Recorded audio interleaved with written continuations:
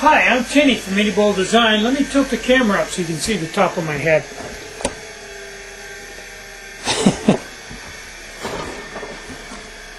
Okay. I'm just out here in the workshop making crazy cooking kitchen pots and stoves and windscreens and stuff. And I've really got a lot of orders from them. It's really been a lucrative deal.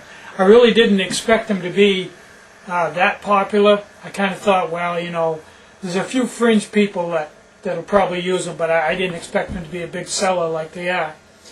But on the other hand, I'm using one myself, and actually after I've used it for a while, it's the only one I use now. That's all I cook with.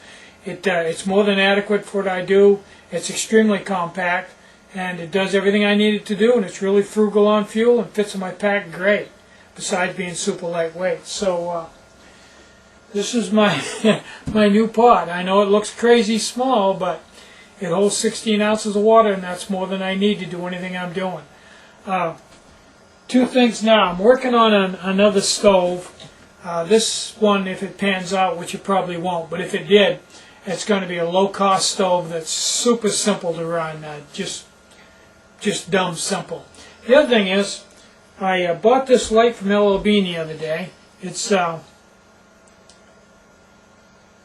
an LED light, and it's super small, you can see.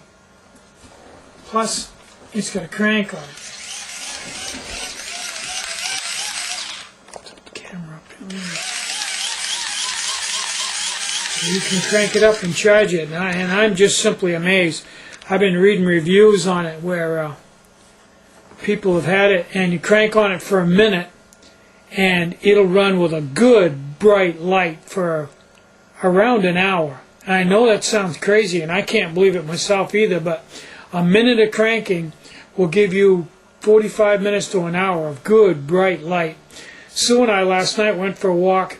It was a rainy day, and in the evening it got dark early, so right after news, around 7:30, we went for a walk, and I took this with me, and it was a 35-minute walk. When I came home, I couldn't see, but it was just as bright as when I left. And it's fairly lightweight. It's like $16 including shipping. So anyway, that's just one more collection of my flashlight collection. It's one speed, just an on-off button. It's either on or off. 3 LEDs that kind of go in and merge into one spot. It doesn't throw 3 separate lights like you think it was. It all goes into one spot, even if you throw it on the wall. I think that I've found a place on the internet where they make one of these that actually fits on a headset. I think it's a little heavy for that, but I'd like to have a headset that hand cranks, and then you could just forget batteries altogether.